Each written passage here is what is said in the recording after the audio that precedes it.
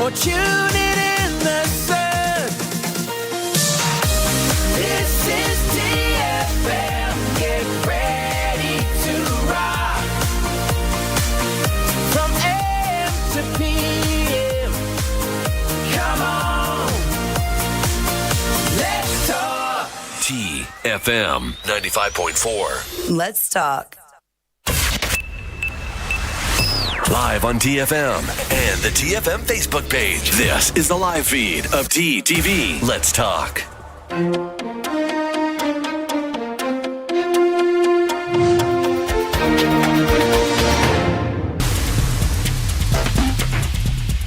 Hello and welcome to the Midday Update. These are the top headlines from our newsroom today. ROP thanks people for observing COVID-19 control restrictions in the country. Missing person found dead in Oman. Door open for expat work visas to be issued online. Oman least exposed to terrorist attacks in Middle East and North Africa region.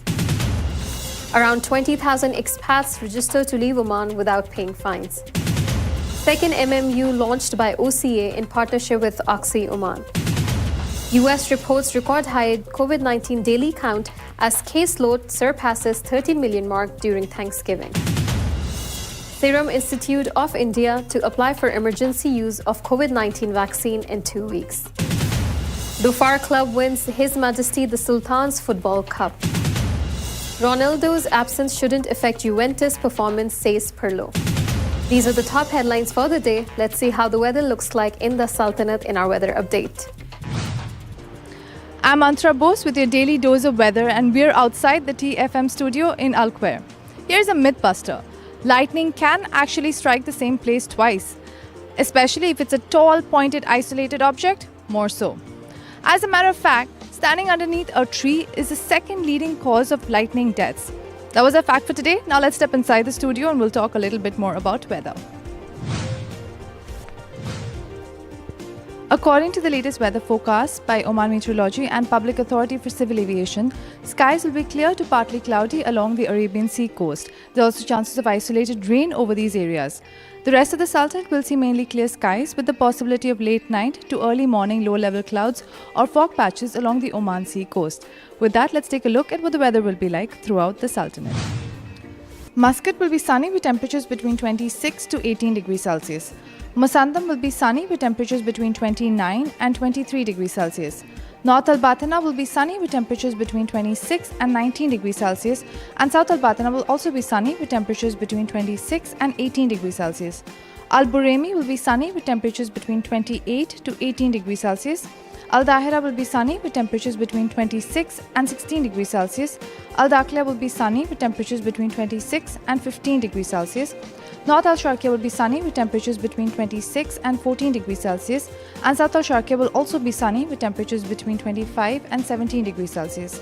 Al Wusta will be partially cloudy with temperatures between 27 and 20 degrees Celsius, and Dhofar will be sunny with temperatures between 26 and 16 degrees Celsius.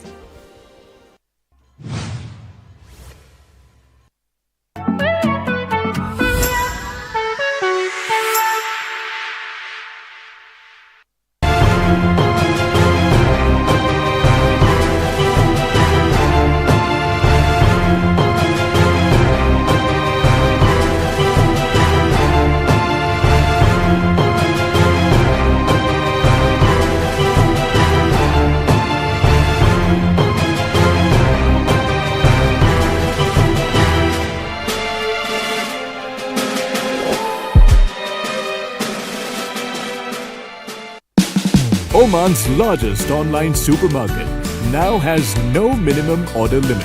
From grocery to household items, Rafiq has everything that you want. Enjoy worry-free shopping with over 8,000 products to choose from and get it delivered straight to your doorstep. Rafiq, you order, we deliver.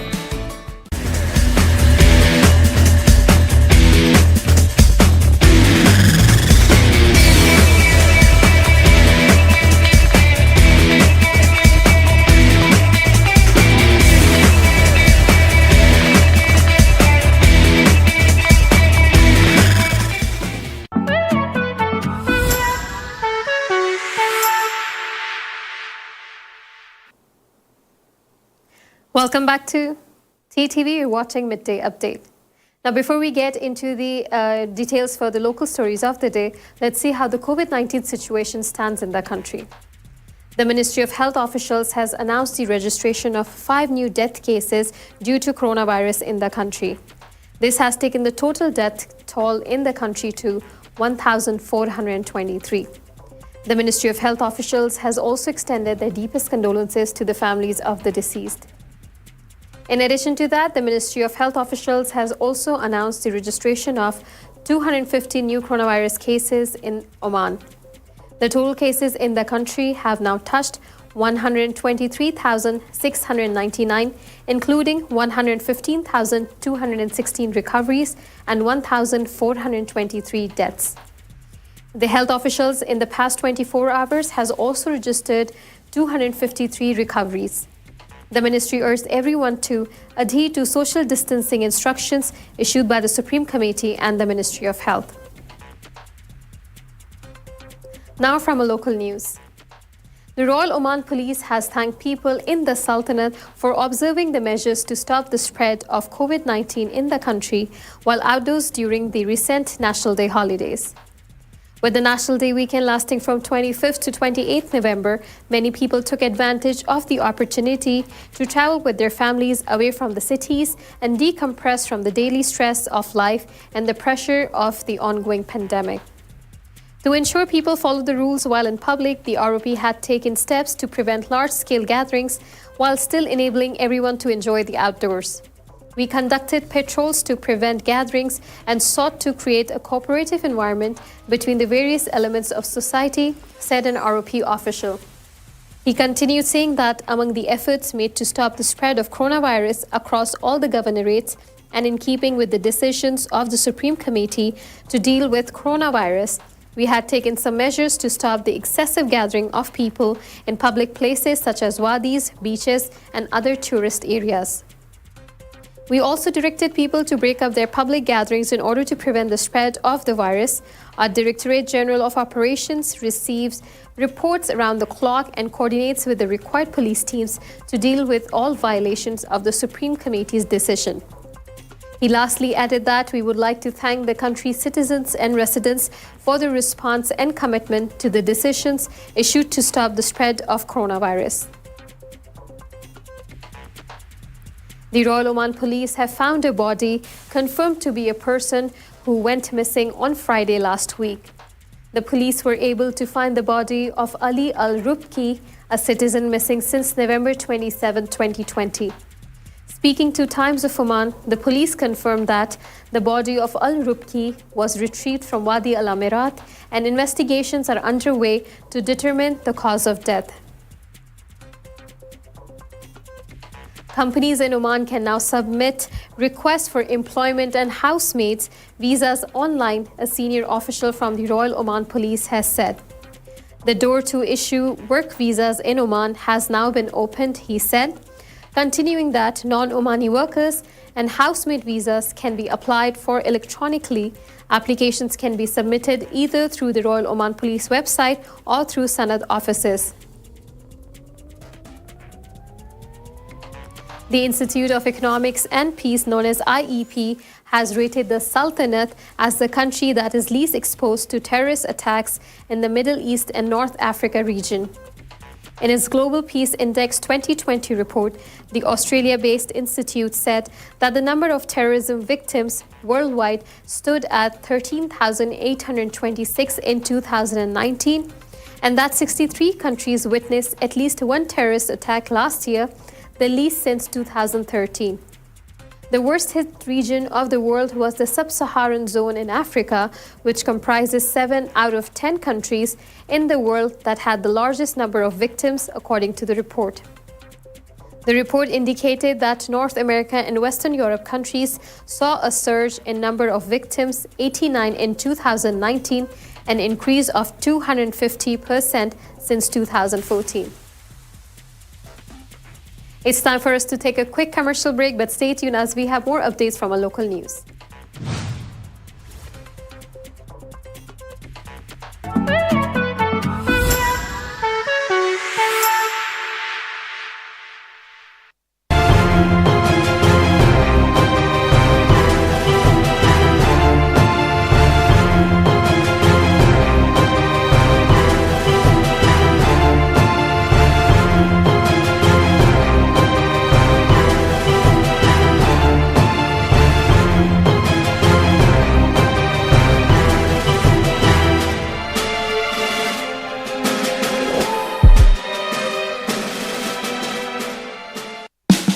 Oman's largest online supermarket now has no minimum order limit.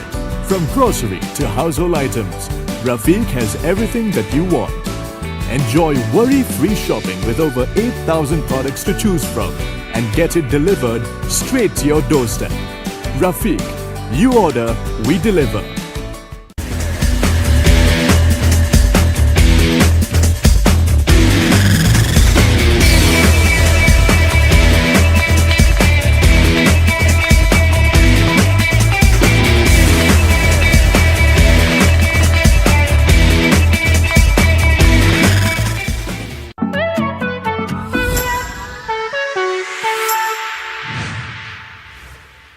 Welcome back to TTV. You're watching Midday Update. Now continuing with our local stories for the day.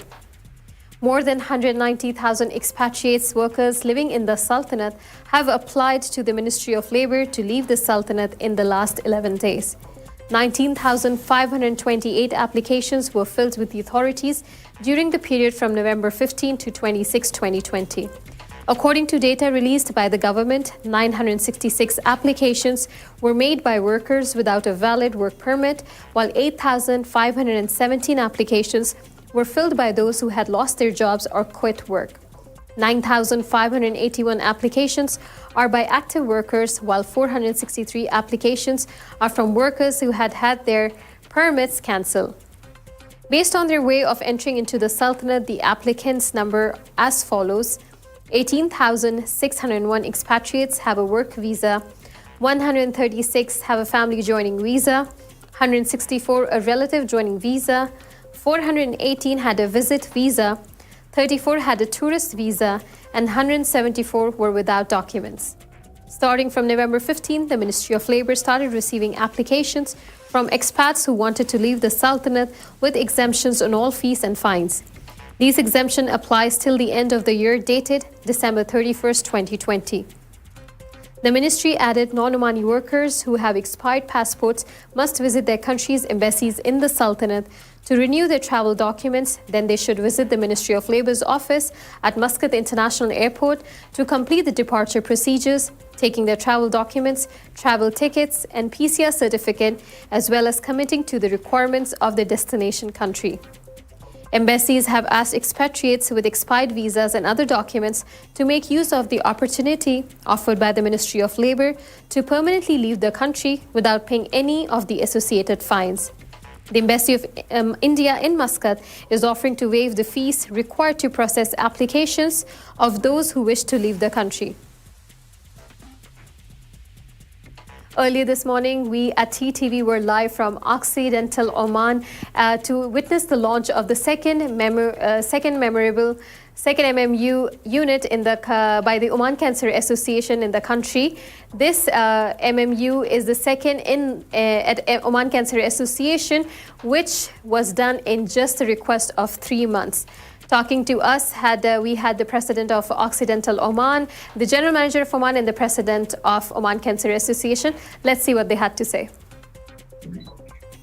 Honorable Youth, Dr. Wahid, Sada wa Sayyidat, Assalamu alaikum wa rahmatullahi wa barakatuh.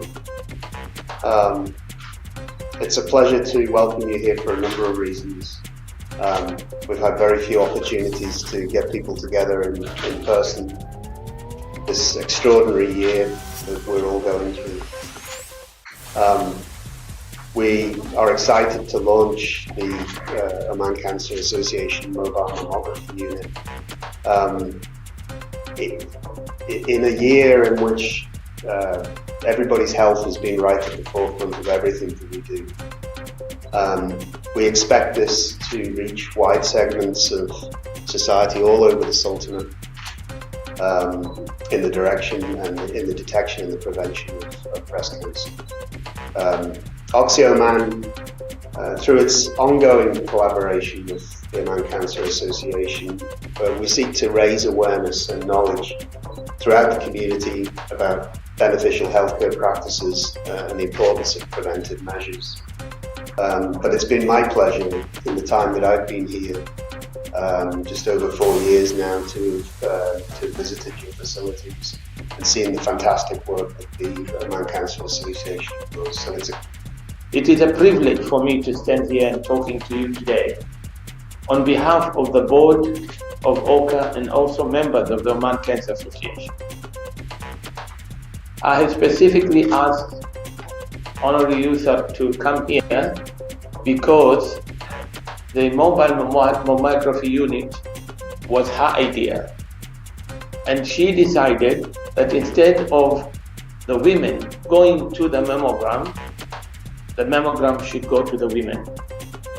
And it took her, for the first car, 5 years to raise money. And we inaugurated it in November 2009. And since then, we have done over 24,000 ladies over 40 years of age, of which more than 1,000 have been suspected and have had cancer. A number of people had supported us in those 5 years. Somebody asked me, how many years between the first and the second mammogram unit? I said, it's 11 years. Why 11 years? I said, because at that time we did not need it. The car was still a young lady, but now it's an old man. And going right around the country, especially the hills between Samret and Salalah, has created a lot of problems for the car. And therefore we need to change the car. But thanks to Occidental, and I'm very proud of the people, all of you who stood by us, instead of taking 5 years to get a second car, it took the approval only 3 months. From the time we put a request to Occidental to the time we got approval to buy the car, and they will pay for it totally. As the only sponsor, it took 3 months. So it was a great relief for us. And now we are going to have 2 mammography units serving the community here in Oman. The mammogram just doesn't do, the MMU just doesn't do mammography. It does also awareness, and it keeps the community that are involved with them to understand about cancer. Not only breast cancer, we talk about all cancers, and we distribute information through pamphlets for all cancers. So we are very grateful. The car has made a paradigm change in the management of breast cancer in Oman. As once Dr. Basim told me, the head of the National Oncology Center, that since the mammogram came, the number of pre-stage 1 and stage 1 has changed compared to those that were before the Oman Cancer Association. At the same time, it is impacting positively to the GDP of the country, because stage 1 or pre-stage 1 costs the government of Oman around 8,000 riyals.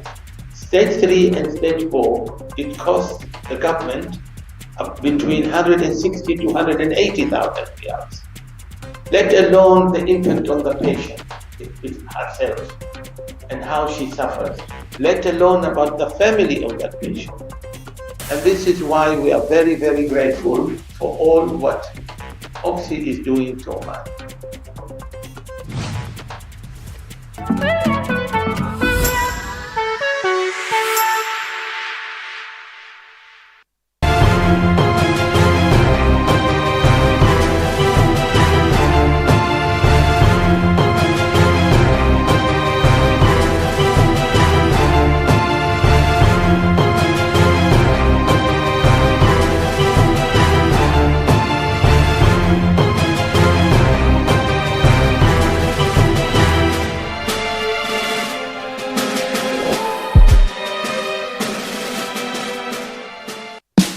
Oman's largest online supermarket now has no minimum order limit. From grocery to household items, Rafiq has everything that you want. Enjoy worry-free shopping with over 8,000 products to choose from and get it delivered straight to your doorstep. Rafiq, you order, we deliver.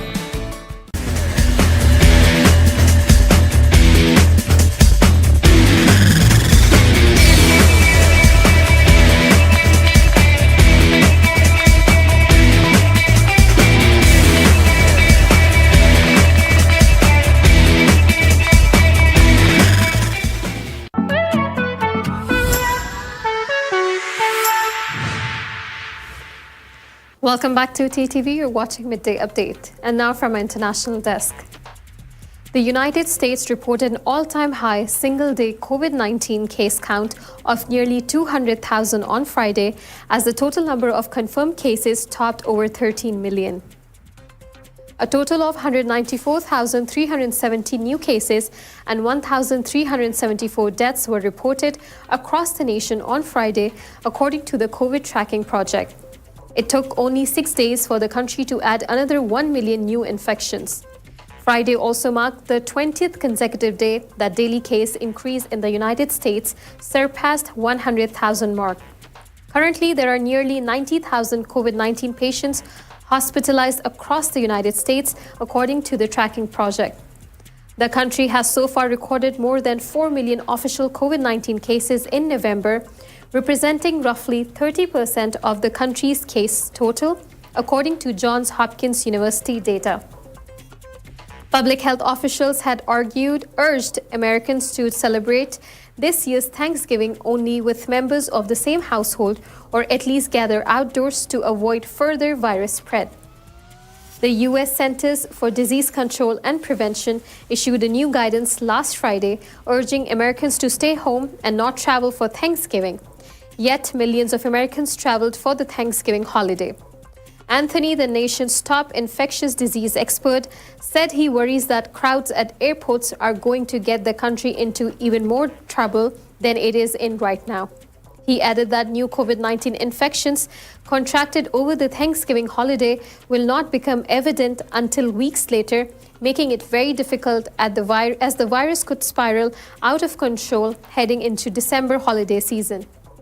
The United States has recorded more than 13.22 million cases, with over 265,900 related deaths as of Saturday afternoon, according to the real-time count kept by the Johns Hopkins University. India's vaccine maker, Serum Institute of India, known as SII, on Saturday said it will apply within 2 weeks for the emergency use of the COVID-19 vaccine. The announcement was made by SII chief Adar Poonawalla after a meeting with Indian Prime Minister Narendra Modi. We are in process of applying for emergency licensing in the next 2 weeks. We will have to wait and see when we get the authorization, said Poonawalla during a virtual press conference minutes after Modi's visit to SII's facility in Pune. SII has partnered with global pharma giant AstraZeneca and Oxford University for manufacturing of COVID-19 vaccine. Poonawalla said India should be purchasing 300 to 400 million doses of COVID-19 vaccine from SII. As of now, we don't have anything in writing with the government of India on how many doses they will purchase, but the indication is that it would be 300 to 400 million doses by July 2021, he told reporters. Poonawalla said SII was currently producing 50 to 60 million doses per month and plans to scale up to 100 million doses by January next year. Modi Saturday visited India's 3 top vaccine hubs to personally review the development of COVID-19 vaccine and the manufacturing process. At present, 5 COVID-19 vaccine candidates are in advanced stages of development in India.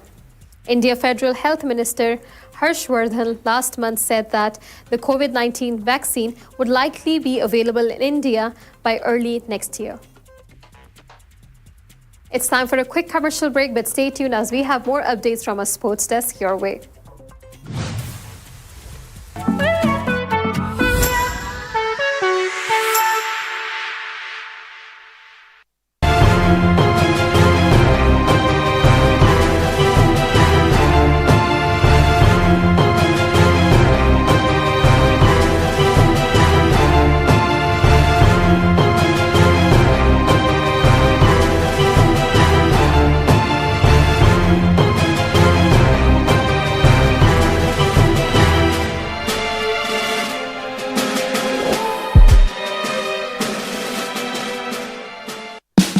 Oman's largest online supermarket now has no minimum order limit. From grocery to household items, Rafiq has everything that you want. Enjoy worry-free shopping with over 8,000 products to choose from and get it delivered straight to your doorstep. Rafiq, you order, we deliver.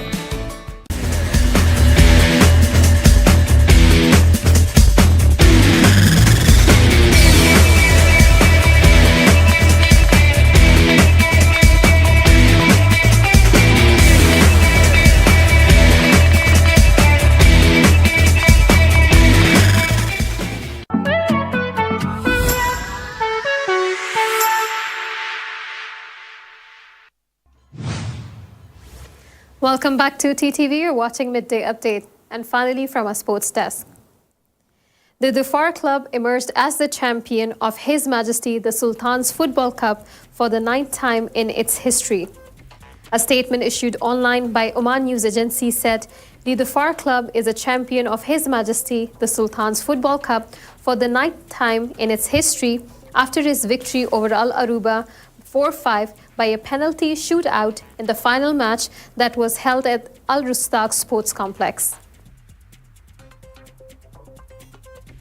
Now, Juventus manager Andrea Pirlo said his side must be able to play their game given in the absence of the team's star player Cristiano Ronaldo.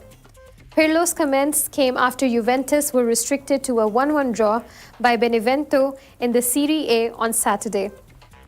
When we lack players of experience and personality, we struggle. Ronaldo had already had a little problem on Wednesday and preferred to recover. He is an added value and he has shown this, but even when he's not there, we must be able to play our game. The club's official website quoted Pirlo as saying, Alvaro Morata scored the opening goal of the match, putting Juventus ahead in the 21st minute. However, Benevento managed to level the scores with the help of Gaetano Letizia. These were the stories for the day. It's time for us to say goodbye, but we'll be back again tomorrow at 2 p.m. with more updates and latest news your way. Keep watching TTV. You've just heard the live feed from the TTV studios on TFM 95.4. Let's talk.